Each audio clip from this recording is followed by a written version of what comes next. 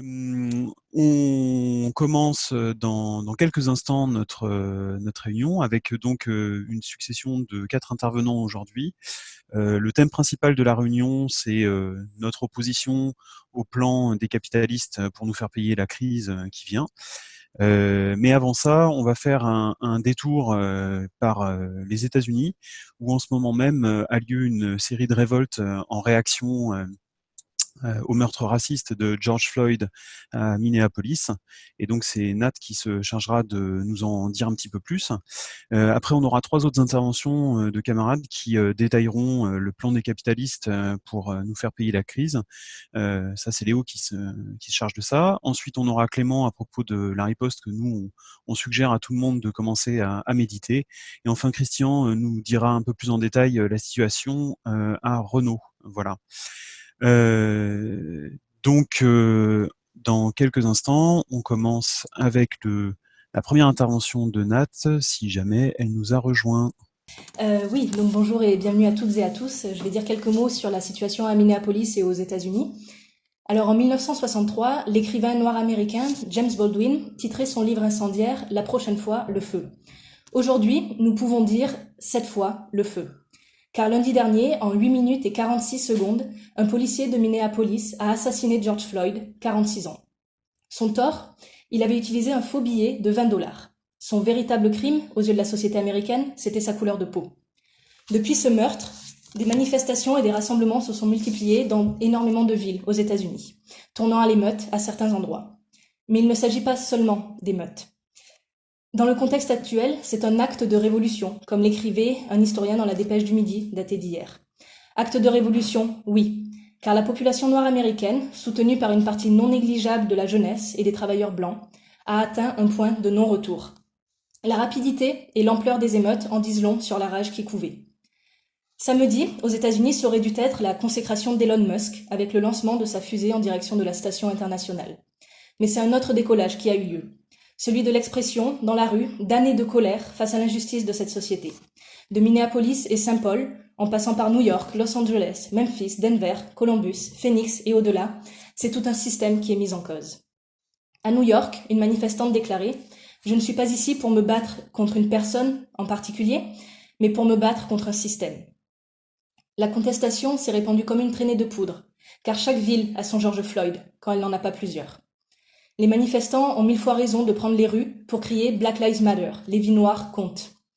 Depuis le début de l'épidémie, ce sont 5 personnes noires qui ont perdu la vie aux mains des policiers en fonction ou aux mains d'anciens policiers. Alors, entre l'épidémie de coronavirus et le virus appelé Trump, le contexte de cette explosion est particulier. Les manifestants ont d'ailleurs pointé du doigt le fait que les Noirs subissent une double peine face à l'épidémie, entre la hausse du chômage et la pauvreté qui augmente les risques d'attraper le coronavirus. 23 millions de personnes ont perdu leur emploi, perdant ainsi en même temps tout revenu et leur assurance santé. Parmi eux, une grande part de Noirs, bien entendu. Les files d'attente pour recevoir des colis alimentaires ont pris des proportions gigantesques sur l'ensemble du territoire. Et si c'est possible de passer à la slide d'après, merci. Et que dire de Trump ? Bien sûr, de tels meurtres, il y en a toujours eu, sous Bush comme sous Obama. La violence raciale est aussi américaine que les cherry pie, les tartes à la cerise, disait en son temps le militant noir américain H. Rap Brown. Mais Trump, c'est le suprémacisme blanc à la Maison-Blanche, dans toute son impunité, dans toute sa grossièreté. Trump ne se contente pas de couvrir les crimes comme l'ont fait tous les autres présidents avec lui. Non, Trump les encourage, il les alimente, que ce soit contre les Noirs, les Latinos, les immigrés. Il a quelques jours tweeté, je cite, je traduis ce que vous voyez à l'écran, « Ces voyous déshonorent la mémoire de George Floyd. Je viens de parler au gouverneur Tim Walz du Minnesota et je lui ai dit que l'armée est entièrement avec lui. À la moindre difficulté, nous prendrons le contrôle. Mais si les pillages commencent, les tirs commencent. Merci. » Fin de citation. L'expression de voyou est en réalité extrêmement connotée depuis plus de 50 ans. Elle avait été employée par le chef de la police de Miami, Walter Headley, en 1967, pour menacer les voyous donc qui manifestaient pour les droits civiques. L'officier en question ne cachait pas qu'il lui était égal de voir ses agents être accusés de brutalité policière. Ce tweet a été perçu à juste titre comme une invitation à la répression. La Maison-Blanche s'est défendue en faisant savoir que Trump n'était pas au courant de la référence. Un mensonge de plus, sans doute. Aujourd'hui, le meurtrier de George Floyd, déjà impliqué dans des histoires de violences policières, risque jusqu'à 35 ans de prison pour meurtre au 3e degré. Alors au Minnesota, meurtre au 3e degré, c'est notre équivalent d'homicide involontaire, mais ce qui ne fait en fait aucun sens car il a eu 9 minutes pour se rendre compte qu'il risquait de tuer un homme. Alors sans nul doute, c'est la mobilisation qui a précipité son arrestation. Et d'un certain point de vue, c'est une manière de le protéger. Alors que les manifestants ont mis le feu au commissariat où sévissaient les meurtriers de George Floyd, son adresse supposée avait déjà commencé à circuler sur Internet. Quant aux 3 autres flics qui l'ont regardé tuer Floyd, ils ont été licenciés mais n'ont pas été pour l'instant plus inquiétés. Alors, il y a Trump, bien sûr, à prendre en compte. Mais il y a aussi les réactions de tous les politiciens démocrates du Minnesota. État à la frontière du Canada, le Minnesota est entièrement démocrate à tous les échelons de l'État.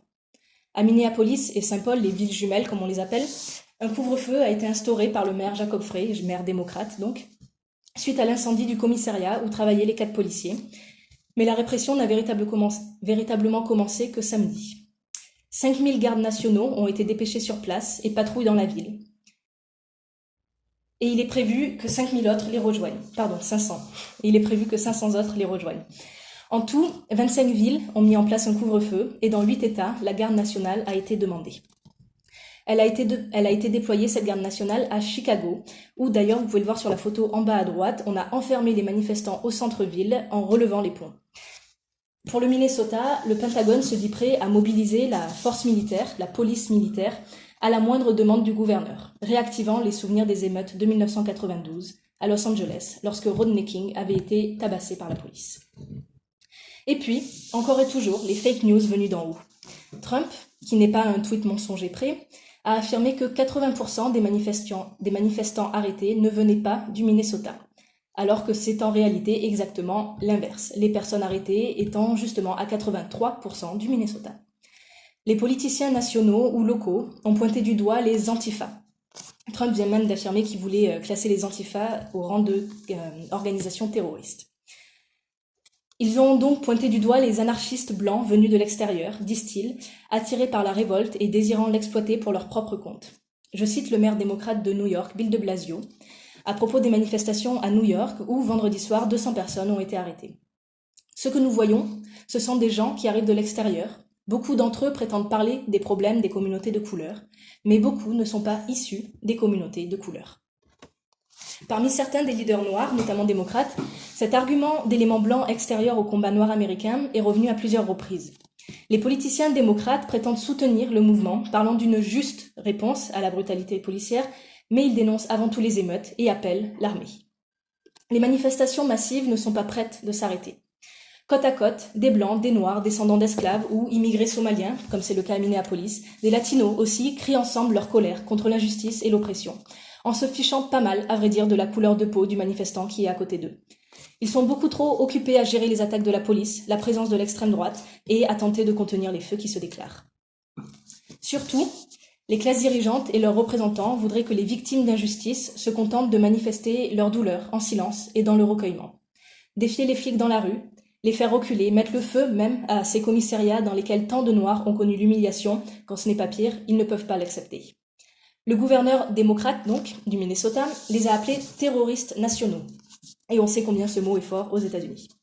À Atlanta, c'est le maire démocrate, noir lui-même, qui a déclaré « Vous faites honte à cette ville, vous faites honte à la mémoire de George Floyd et de toutes les personnes qui ont été tuées dans ce pays. Mais comment osent-ils, ces politiciens républicains ou démocrates, blancs ou noirs, parler ainsi au nom de la mémoire de George Floyd? Ils sont prompts, ça c'est sûr, à dénoncer la violence des manifestants. Mais pourquoi, alors, on ne les entend pas dénoncer la violence de ce système capitaliste qui permet que 10 millions de Noirs américains vivent dans un état d'urgence permanent, craignant pour leur vie sitôt qu'ils croisent un flic. Un quart de la population noire vit au-dessous du seuil de pauvreté, 2 fois plus que les blancs. Les prisons américaines ont une couleur et c'est le noir. Le financement des prisons, ces 30 dernières années, a été 3 fois plus rapide que celui pour l'éducation. La mortalité des Noirs est 2 fois plus élevée que celle des Blancs. Cet état d'urgence, cette violence permanente, c'est celle qui a tué Philando Castile, assassiné par la police en 2016 à Saint-Paul, parce qu'il sortait son permis de conduire de sa boîte à gants. Acte, il faut le reconnaître, ô combien menaçant. Durant les 13 années qui ont précédé cette ultime et dernière arrestation, Donc Philando Castile, entre ses 19 ans et ses 32 ans, avait été arrêté 46 fois par la police. Alors, de quelle violence parle-t-on vraiment ? L'incendie du commissariat de Minneapolis ou l'incendie de la mairie de Nashville ne sont pas les actes de pilleurs. Ce sont des actes politiques, c'est vrai, tout à fait ciblés. Des actes qui font trembler les puissants parce qu'ils leur rappellent qu'ils ne sont en réalité qu'une toute petite minorité, protégée par la peur qu'un sbire leur sbire qu'ils ont armé, les policiers. Si cette peur-là disparaît, il n'y aura plus rien entre eux et la colère populaire. Nos dirigeants ont raison d'avoir peur. La violence qui s'est exprimée à Minneapolis et dans tous les États-Unis va au-delà des réactions de colère par rapport à George Floyd, au-delà même des réactions de colère par rapport aux meurtres de Noirs aux meurtres de Noirs depuis des années. Comme la révolte des étudiants de Santiago allait au-delà de la hausse des tickets de métro, même si c'est pas la même chose. Partout dans le monde, en réalité, les pauvres relèvent la tête, descendent dans les rues et demandent des comptes. Pour de très nombreux travailleurs dans tout le pays, cette révolte est légitime. C'est ce qui frappe dans les interviews qui ont été faites à Minneapolis, des gens qui n'ont pourtant rien de hooligan. On a entendu, c'est normal qu'on fasse ça, parce que sinon, nous ne sommes pas entendus et rien ne change. Bien des travailleurs semblent convaincus que cette fois, il ne s'agira pas d'aller sagement voter en novembre pour que ça change. Le Parti démocrate est bien sûr sur le qui-vive, mais ces solutions paraissent dérisoires face au racisme d'État. Ils demandent davantage de caméras corporelles, par exemple, ces caméras dont sont dotés les flics et qui sont supposées faciliter le contrôle de l'attitude des flics. En réalité, ça facilite plutôt la poursuite des citoyens qu'ils interpellent. Comme si le racisme des policiers pouvait être endigué par une solution technologique. Car de toute façon, le problème, ce n'est pas que la caméra filme ou pas, c'est l'impunité qui s'ensuit, qui est problématique. Le Parti démocrate réclame aussi des investigations judiciaires plus indépendantes, comme si la justice pouvait être indépendante des flics qui constituent son bras armé. Les policiers n'ont jamais été des gardiens de la paix, non qu'on leur donne ici, mais des gardiens de l'ordre social, des gardiens et des acteurs de la violence des riches envers les pauvres. Pendant le confinement, en France, c'était en Seine-Saint-Denis que les flics se sont le plus illustrés par des contrôles tatillons, parfois brutaux et souvent totalement gratuits. Alors pour que cela change, il va falloir un mouvement de masse qui remette en cause le racisme de la police, qui n'est que le reflet du racisme et de la violence sur lesquels s'est construite la société capitaliste américaine. Un mouvement de masse qui remette en cause la mainmise d'un petit groupe de capitalistes et de politiciens sur l'ensemble de la société, reléguant les minorités raciales à la misère. Il reste sûrement beaucoup de chemin à parcourir pour parvenir à ce renversement complet du système. Mais il est des signes qui ne trompent pas. On peut le voir sur la photo, les conducteurs de bus de Minneapolis ainsi que ceux de New York ont refusé de transporter les forces de police et les manifestants arrêtés. Ceci, c'était un acte de rébellion qui montre que les travailleurs ont la possibilité de dire non, de s'opposer au pouvoir de cet État. Ce combat contre le racisme et les violences policières est peut-être en passe d'exprimer la colère accumulée depuis tant d'années, attisée par la crise sanitaire qui a aiguisé les inégalités sociales.